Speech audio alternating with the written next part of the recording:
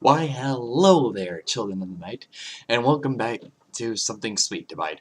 When we left off, Fluttershy encountered jack-o'-lantern ponies. Ponies. She ran away, and now I think she's turning into the candy mare. Oh, and by the way, I got myself some sandwich and some chips and water. Yeah, yeah.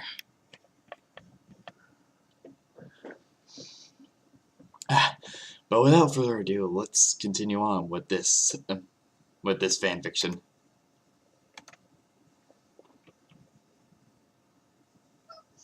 don't have to be so rude about it, Scootaloo. I was just seeing how you girls were doing. Pinkie Pie put on a hurt face, though it was hard to take it seriously while she was balancing a cake on her head. I'm sorry, Pinkie. I didn't mean to snap. Apologized to Pegasus Philly as she stirred the contents of a large bowl with a wooden spoon. Thanks again for letting us use the kitchen while you're working. It's just that making candy is a lot harder than some pony made it out to be. Sweetie Belle smiled guiltily as Scootaloo glared at her. The Pegasus hadn't known it was possible to burn taffy, but the brittle black substance congealing at the bottom of the pan soaking in the kitchen sink was proof that if it could burn, Sweetie Belle would find a way. It's okay, smiled Pinkie Pie, her sunny disposition quickly melting away her cloudy expression. I'll be back here in a little while to help you out. I just have a few more orders to fill and a couple of customers to clean up after. We can really get this candy making experiment underway. Pinkie Pie darted out of the kitchen, the cake on her head doing a slight pirouette in the air thanks to the suddenness of her exit. Sweetie Belle arched an eyebrow. You told her we were doing experiments with candy? Scootaloo sighed heavily and tipped the contents of her bowl onto a sheet of greased paper. No, I told her we need to make candy for school. She got it in her head that it was some kind of science project. She thinks if we're going to get a good grade, we should experiment with different flavors and additives to see if we can come up with some stupendorific new flavors. Honestly, I don't care what it tastes like, so long as it looks like candy. It's not like we have to eat what we make. That's probably a good thing. Sweetie Belle blushed. She hadn't only managed to burn the toffee to a crisp, but somehow had turned chocolate into a bubbling tar-like mess as well. I'm sorry that I haven't been more help. For once, she could admit she didn't know the first thing about cooking. That didn't stop her from trying, but even her boundless optimism was threatened by their situation. It had been nearly a week since they made their bet with Diamond Tiara, and Nightmare Night was tomorrow. Despite having had a week to prepare, the Cutie Mark Crusaders had not managed to make much candy. They tried, it was just that it felt like there was something actively trying to hold them back. Scootaloo sighed heavily. It's not your fault. Apple Bloom has more work to do at home than at school, so tonight will be the first and only time she's going to contribute anything. I'm glad she'll have a chance to make sweets with her sister Applejack, but those two are already going to make caramel apples for tomorrow's festival. I hope she has time to make extra treats on the side. Scootaloo shook her head in doubt and frustration. Even if she does, I can't help but think that Apple Bloom's help is going to be too little too late. She took the bowl and spoon she had been using to the sink and ran warm water over both. And I know you tried, Sweetie Belle. Scootaloo continued as the water filled in the bowl.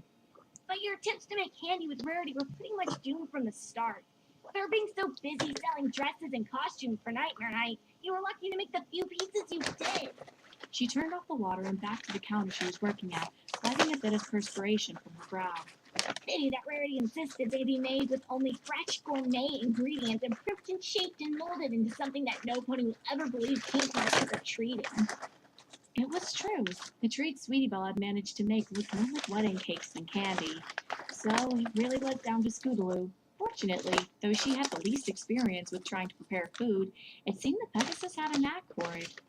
I know, but I'm here to help you now, rallied Sweetie Belle. Between you and Pinkie Pie, we already made a small amount of candy. We should have enough in no time. The truth of the matter was that since Scootaloo was essentially having to take up the slack for her other two friends, the Pegasus filly was getting a little testy, and perhaps rightfully so. She was, however, getting the job done. This had all been Sweetie Belle's idea, and now she was doing the lion's share of the work. Scootaloo was actually enjoying herself. Working with Pinkie Pie making treats was actually a lot of fun. That was one of the only things that seemed to be going their way. Pinkie Pie was completely oblivious to what they were actually doing, and if she did find out, Scootaloo wasn't sure the mischievous pink pony would care. Just to be on the safe side, they kept her from seeing the book pages that Scootaloo was using for most of her recipes. It was going to be a close thing, but if Scootaloo kept at it, they should have enough candy to win their bet and finally put Silver Spoon and Diamond Tiara in their place. Yeah, well, hand me that bag of granulated sugar, would ya? Asked Scootaloo, as the two fillies continued making one semi-edible treat after the other.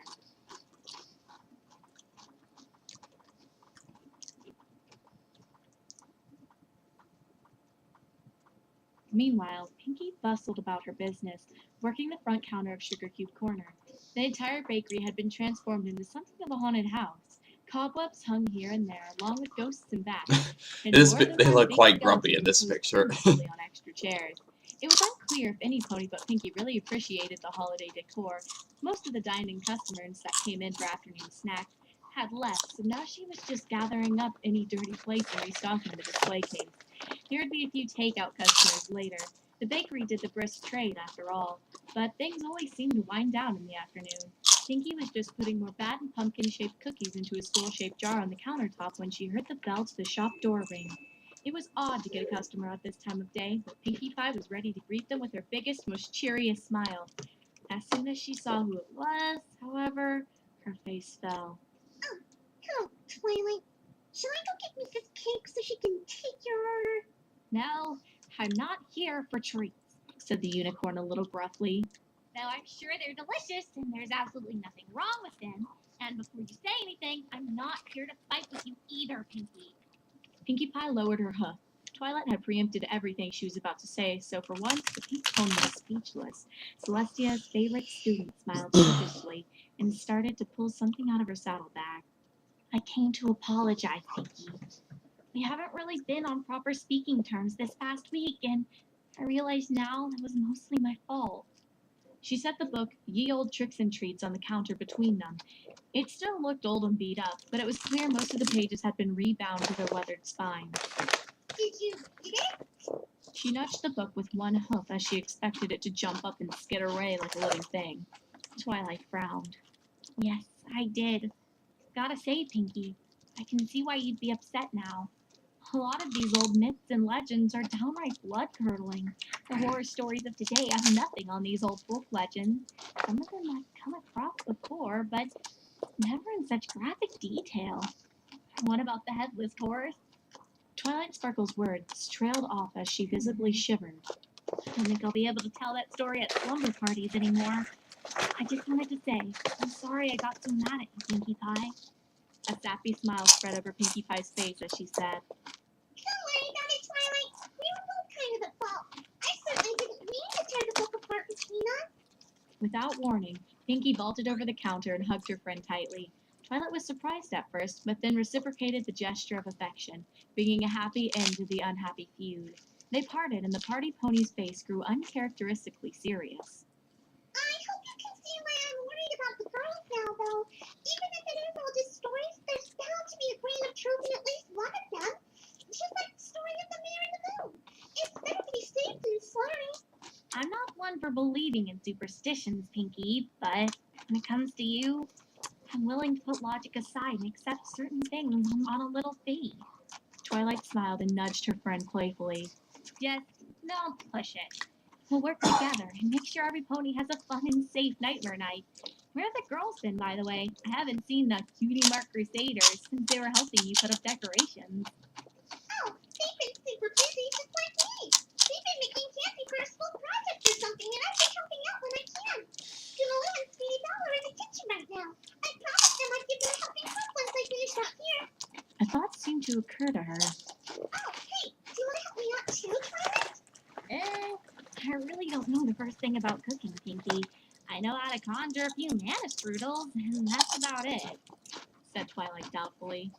Oh, come on, it'll be fun. I don't know.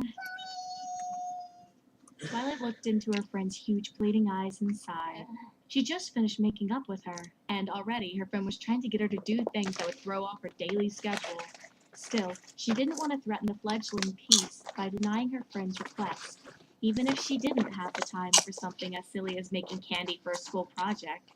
Actually, come to that, why would she really possibly want her students making candy right before Nightmare Night? Wouldn't there be plenty of candy after every pony went trick-or-treating? Something here didn't exactly add up. Sure, Pinky, why not? The way.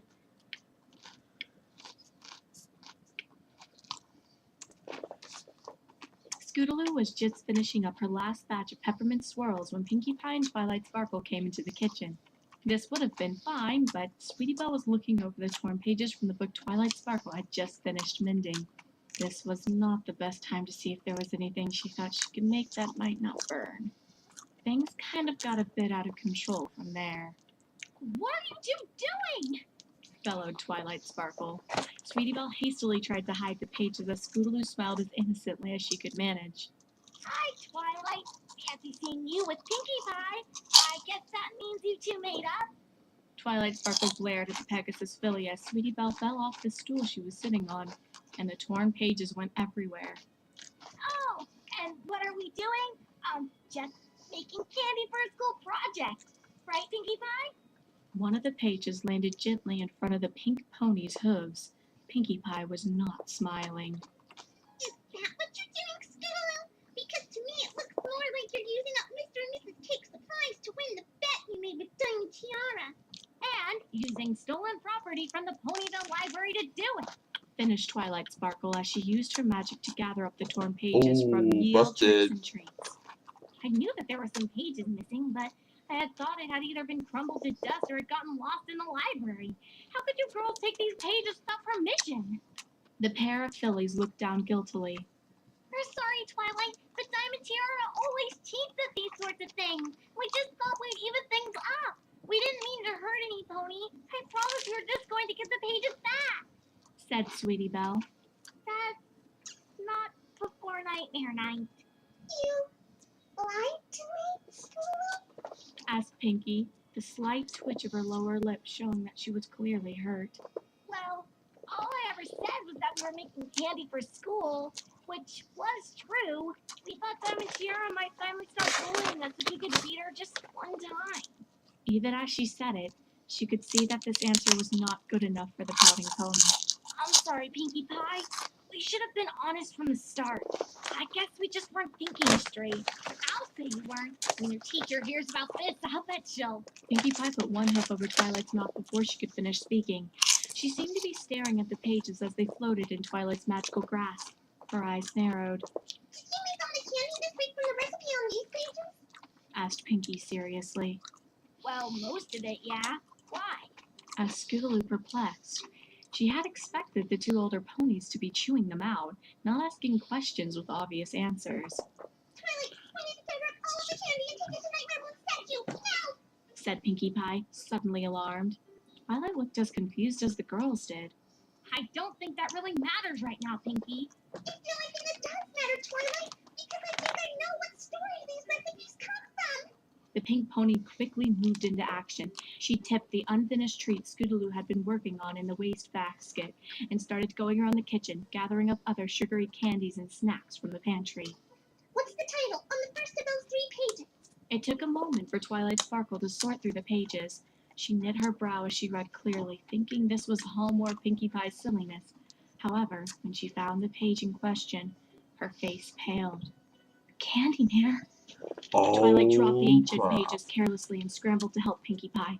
Scootaloo and The Sweetie Belle Candy Mare. sat where they had this entire time, How watching can you the not two hear older about the ponies Candy freak Mare? out as they That's gathered one of my up all favorite that Nightmare work. Night stories. They were used to seeing Pinkie do strange things with frantic energy, but watching Twilight snatch up every last piece of candy corn, as if the fate of the world depended on it, was a disturbing sight to say the least. Sweetie Belle and Scootaloo shared a glance. The white unicorn shrugged. She was as clueless as Scootaloo. Who or what exactly is the Candy Mare? The two older ponies paused in their frenzy long enough to glance at one another. A silent question passed between the two. Pinkie Pie nodded and continued gathering treats. Twilight cleared her throat a bit nervously and began to tell a story. Once upon a time.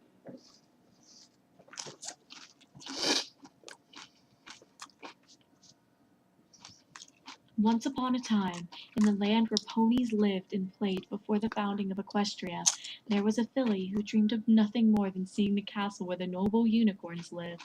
But the filly was the daughter of poor earth ponies, and their lot was to farm the land even as the enchanted winter of the Wendigos withered their harvest and choked their fruits on the vine. Despite their hardship, the tiny family was happy, for the filly blessed her mother and father with smiles and love that helped them bear their burdens.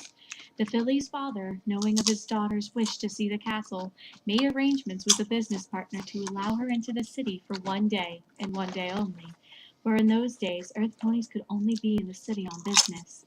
The filly was delighted when her father told her the news. She was even more delighted when she beheld the castle town firsthand. She wanted to see everything, to take it all in, but her father still had business to do, so they met with his partner. Now Lemondrop, the unicorn, was the owner of the candy shop in the castle town. Though the children loved him, they didn't know he had a twisted heart. Lemondrop didn't understand children, and he couldn't taste anything sweet, only sour. He made his living on recipes his grandmother had written down, but he could never get the flavors quite right. Slowly, he was losing money. Soon he would lose his shop. But Lemondrop had a twisted heart, as I said, and he had formed a twisted plan. In those days, no pony cared if a pony from one of the other tribes disappeared, and it wasn't hard to entice earth ponies to bring their children to see the city. He I would guess let them that come is into here in his the shop story. and eat his sweets. Then he would kill their parents Something going and on in the spirit the game. fillies and colts away, forcing them to eat all of his strange and twisted attempts at making better candy. A similar fate was to befall the happy filly of our story and her father when they visited Lemondrop's shop. A similar, horrible fate, yet different in ways too terrible to imagine. For those children whom Lemondrop often stole away would shortly die, unable to live on candy alone. But this little filly, with a heart so full of love for life, did not. She lived and lived and lived. Until one day. A breakthrough. It's astonishing to say the least, but I think, no, I know, that all my hard work has finally paid off. The current subject's body grew stiff and still after introducing new batches of confections, laced with preservative spells and trace elements of alchemy. I'd thought to have run into another failure, another brick wall, but shortly the subject awoke with the most delightful fit of laughter. While it was true she was babbling something about having a bad dream, the subject was absolutely begging to try various batches of candy, both new and old. The subject has been eating non-stop for hours, with every sign of relishing my candy craft. I will need to research why the other subjects failed to survive this round of testing while the current subject seems to be thriving. But for now, it's all I can do to keep her hunger satisfied. That sound in the background of this recording is the subject throwing herself at the walls repeatedly. I was worried at first that she might injure herself as some of the other subjects had attempted before her, but she seems to calm whenever she is fed. All she wants is to eat my candy. I've never seen such an appetite for what I have to offer. I think it's the first time I understand why my family was so dedicated to this business. Hold on, what's this? Somebody is in the main shop. Who's there? I warn you, I will call the castle guard if you try to steal any of my creations. What?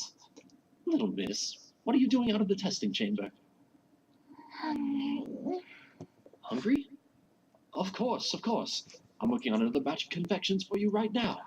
Just go back to the testing chamber. There's a good girl. That's nightmare night. Nightmare night. You said that before.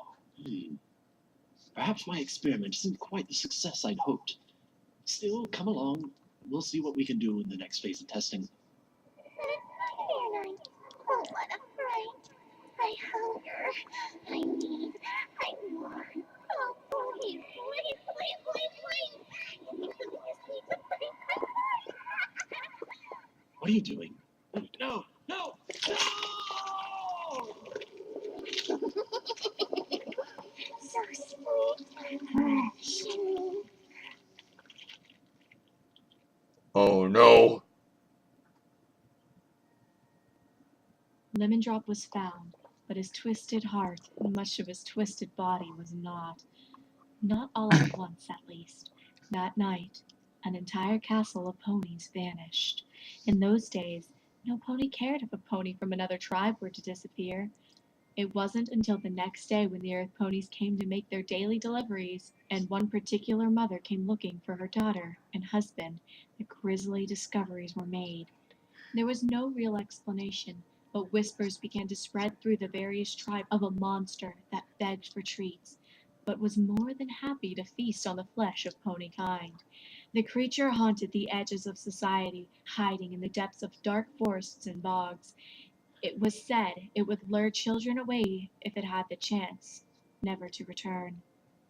It was worse one night out of the year, the anniversary of the unicorn's disappearance. Soon, the tribes came to call it the Nightmare Night. Parents would disguise their children and themselves in costumes on that night and leave piles of treats outside their doors, hoping and praying to fool or please the monster. Many stayed up all night, waiting for the first rays of daylight to drive away the darkness that preyed upon their lives.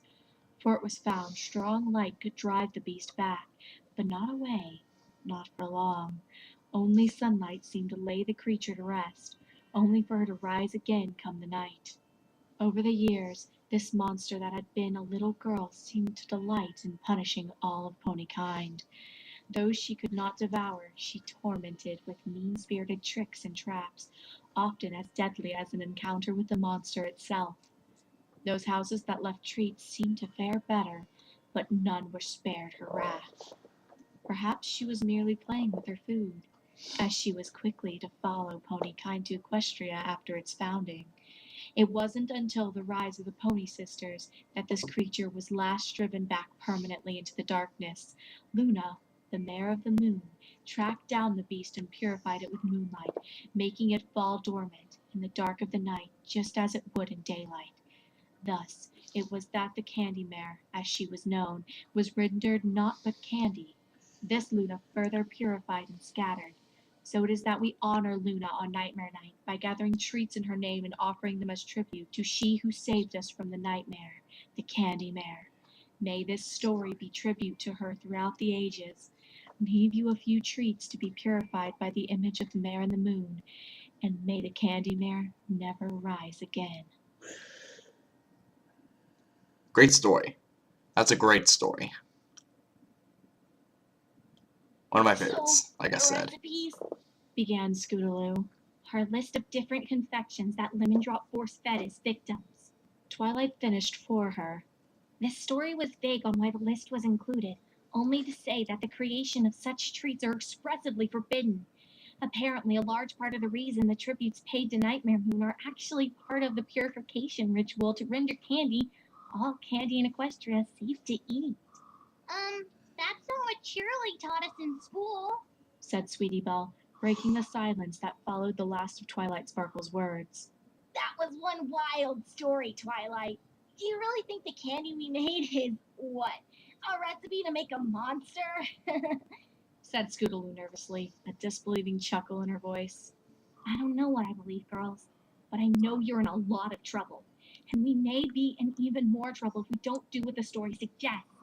There is a bit of residual magic around the statues of Luna. If it is some kind of purification spell from ancient time that clings to her image, then it won't hurt to leave this ill-gotten candy out there as tribute. This was all that Twilight said before continuing to help Pinkie gather up all the treats Scootaloo had worked so hard to make. For her part, Pinkie Pie already had on her scarf and 2 bulging burlap sacks strapped across her back. With a stern look, she was heading out the back door and towards the edge of the Everfree Forest.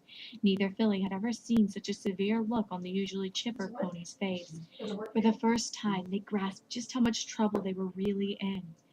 There was no way they could possibly win their bet now.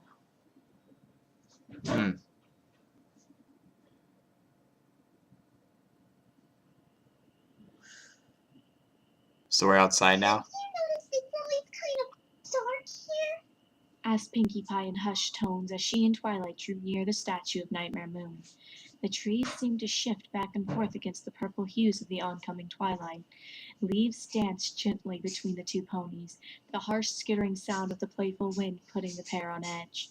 It's just because the Everfree Forest has such dense foliage, it absorbs much of the light from above, even though we're only at its edge, responded Twilight Sparkle, though a little less confidently than she normally would. It was true that the forest was thick even in autumn, but the sky above the statue always seemed to be choked with dark, forbidding clouds, even when the rest of Equestria was enjoying a sunny Hold on. day. There was an air of magic and gloom here that always seemed slightly out of Thank place, you. save for during the darkest of nights. I said thank Twilight you because I Sparkle know I hadn't said thought about bless. it before, I know you but said bless it you. did seem odd And that if you there would didn't, be a then statue you of don't Nightmare have you Moon have no here. manners. She was a creature whom ponies had feared in the past, even when she was locked away as the Mare in the Moon. One would have thought such an image would have been torn down or replaced, not left to brood out in the middle of nowhere. And for such an old statue, there was no moss or vines growing on its surface. Indeed, the entire thing seemed to shimmer slightly in the dying rays of the setting sun. I don't know about all that, Twilight. All I know is we must get rid of this creepy candy and get back home. This place is giving me a bad taste of the twitchy twitches. Pinkie set down her bags of candy before the statue of Nightmare Moon and retreated out of the way so Twilight could do the same. It wasn't until the unicorn set her bags before the image of the Princess of the Night that the pink pony breathed a sigh of relief. Well, I guess we better go give Sweetie Belle and Scootaloo a lecture, said Twilight, but uncertainly. A slight shift in one of the sacks of candy caught her eye. It almost looked like something was moving inside the bag, but that was a silly idea. She was about to mention it to Pinkie when a sudden peal of thunder rumbled nearby. Looking up, the pair of ponies noticed the sky was turning pitch black over the Everfree Forest. The forest often had its own wild weather patterns, untamed by Pegasi as the rest of Equestria's weather was. It seemed that while Ponyville behind them was settling into a calm, if foggy, night, the Everfree Forest was in for a downpour. The wind began to howl mournfully around the statue of Nightmare Moon as forks of brilliant lightning licked over the sky in long skeletal branches. The wind turned bitterly cold. Pinkie Pie's teeth started chattering like mad. yeah. Great idea, Twilight. Let's get some lecturing. The pink pony grabbed her friend suddenly and ran so fast from the small clearing that they were little more than a streak of pink and purple. Behind them, the contents of the bag of candy shifted again. Perhaps it was fortunate that the only ears present were that made of stone, for the sound of childish laughter might have frozen the blood and stopped the heart of a more fleshy creature. Pale mist rose from the ground, and as it enveloped the clearing, the statue to Nightmare Moon was struck by a thick bolt of orange lightning. The statue was completely destroyed. Yet as the dust cleared, something stood motionless in the smoking crater that was left behind, surrounded by empty bags. Something that smiled.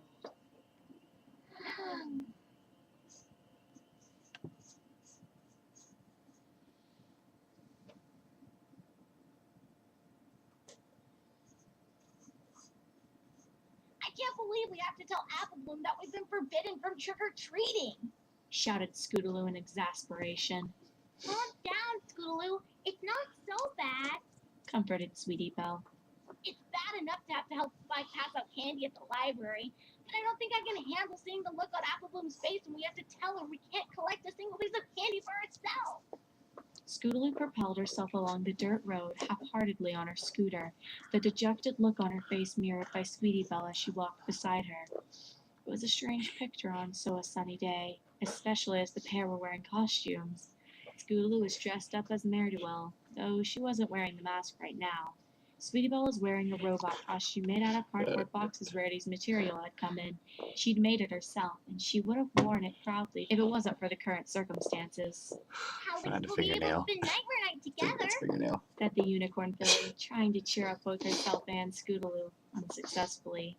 Rarity had been pretty mad when she found out the decorative delicacies she crafted were not only made for purposes of cheating on a bet, but were also from the recipe book for an apparent filly napping murderer. Look on the bright side. If we don't collect any candy, then that means Simon, Tiara, and Silver Spoon won't get any extra from us when they win the bet. We won't have any candy of our own, but it's only a couple of months until heartwarming. Then there will be loads of sweets and a nice long break from school. Now this so is we don't just have part to of the look at story. those smug It's just faces. that the whole thing is black. Scootaloo sulkily, as they turned up the drive to Sweet Apple Acres. It was weird after looking forward to this day for weeks with a mixture of anticipation and apprehension, to suddenly have Nightmare Night just be another school night. thinking about it, she had to admit she ought to be thankful they were both still being allowed to participate in Nightmare Night at all. Neither Pinky nor Twilight seemed to think that they needed to be severely punished, but there was no way they were going to let them do anything that might let them win the bet now.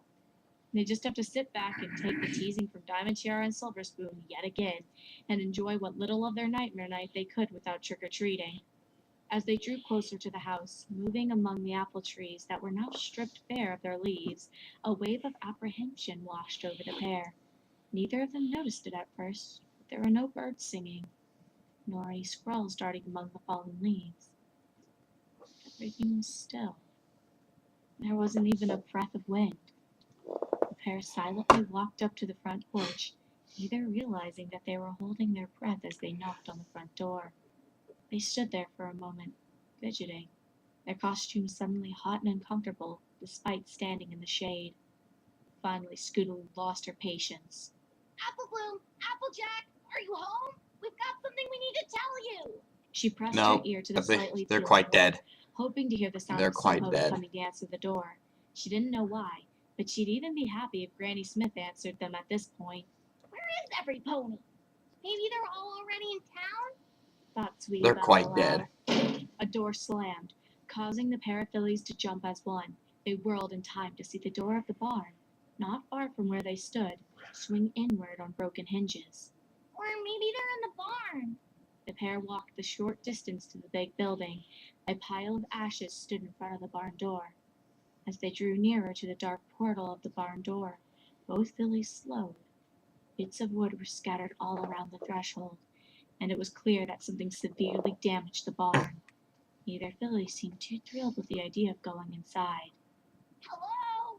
Tried Scootaloo. Is any pony there? All was silence for a moment, just for a moment. Then a soft giggle, barely more than a whisper, seemed to drift from the darkness. Oh, hi, girls. It's good to see y'all. What brings you out this way? The voice was Applejack's. She sounded friendly, Huh? but the farm pony's voice was also distant and hollow, almost as if she were at the back of a cave, not inside a barn. Something moved towards them from the shadows, but they couldn't quite make it out, We were just coming to pick up Apple Bloom. said Sweetie Belle. Something made her hold back from telling Applejack why. Well, that's all right. We're just finishing up these delicious caramel apples. You two want to come inside and try a couple? I'd sure as shootin' appreciate your feedback on how they turned out. There was an echo to Applejack's voice as she moved closer. She was still just inside the barn, and all they could clearly make out was a pony in a hat. Nah, that's okay. Scootaloo said, edging away from the broken door. We just want to grab Apple Bloom and get back to Ponyville. Where did you say she was? Well, like I said, little missy, she's in here with me. Here, I'll go get her for you. Apple Bloom, your friends are here to see you. Applejack turned and faded into the darkness. A few moments passed, and another, much quieter voice drifted from the shadows. Hey girls, what's up? A filly's face floated like a tiny moon, just barely moving in the light. The red bow in her hair was a dead giveaway, though, even in the shadows. Sweetie Belle didn't understand why, but both she and Scootaloo sighed with relief. Not much, Apple Bloom. We've got some bad news. Pinkie Pie and Twilight figured out what we were doing. They took away all the candy I made. And they said as punishment, we're not allowed to go trick-or-treating tonight to collect any candy for the bet. Finished Sweetie Belle, Yeah, we have to pass out candy with Spike at the library instead. said Scootaloo, making a face. I hope you're not too upset. Why would I be upset? Asked the voice of their friend. We get to hang out together all the same. So what if we can't go trick-or-treating? We can fill up on some delicious caramel apples now and then eat up some more tasty treats later. Come on inside. The apples are absolutely delicious. Neither Scootaloo nor Sweetie Belle had expected this kind of reaction. Of the three of them, it was Apple Bloom that often took Diamond Tiara and Silver Spoon's teasing the most to heart. The candy had never really mattered to her. It was beating those two snobs that was her first priority, That's okay, Apple Bloom. said Sweetie Belle. We really ought to get going. It'll be sundown soon, and we had best be at twilight before it starts getting dark. She'll be really mad if she thinks we're trying to skip out on our punishment. Are you ready to go? The silence descended again, and for a moment, neither of the girls knew if their friend was still there. Then Applebloom replied. No, I'm not ready. She paused again, and then quickly added, I need to help put on my costume. Can you girls come in here and give me a helping hand? And then we can grab a few candy apples and be on our way. Why don't you just get Applejack to help you? asked Scootaloo, suddenly suspicious. Both she and Sweetie Belle had backed far away from the barn by now. And why does your voice sound so weird? What do you mean? Asked Applebloom, her voice barely more than a whisper, an echo of an echo. Why do you and your sister want us to come in there and eat candy apples? Whispered Sweetie Belle, her eyes locked on Applebloom's face. Slowly that face rose, inch by inch, until it hovered high over the pair, its mouth hanging open as it moved forward into the sunlight, exposing empty eye sockets in one fleshless cheek. Dried blood was matted around the mouth and eyes, and something else, something brown and shiny. Caramel. What's the matter with you girls? Don't you like apples? Said Applebloom's voice as her grotesque severed head mimed the words. Piercing childlike laughter echoed from inside the barn as the head shot out of the darkness and rolled at the filly's hooves. Both girls screamed, backing away from the horrible sight. It doesn't matter. It's nightmare night. What a Howled many voices. They swiftly faded into child's whispers, the hushed tones of a promise. Soon. It'll be soon.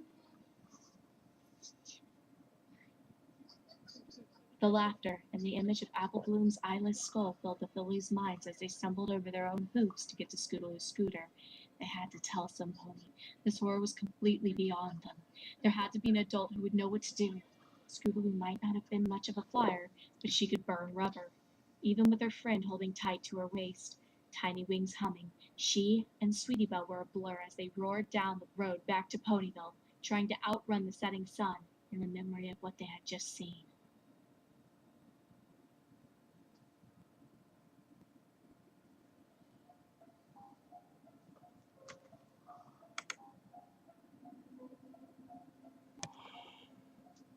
Oh, God. So, that was part 3, and... Oh. Okay. This definitely... This whole fanfiction is coming to a pretty intense close. Because like I said, no, I shouldn't say that. I have really nothing else to say about this. I was on the edge of my seat, and I know that the candy mare is coming, and I pretty much knew that Applebloom and Applejack were dead. And I have nothing else to say. I have nothing else to say except for I was hooked, and the candy bear. Honestly, she's pretty terrifying. But I enjoy. But honestly, I look forward to her presence. Oh god. Okay, let's move. Okay, I honestly have nothing else to say. I have nothing else to say for this outro, so I'll see all of you next time in part 4 where things really get moving, I think. So stay smiling, party on, and peace.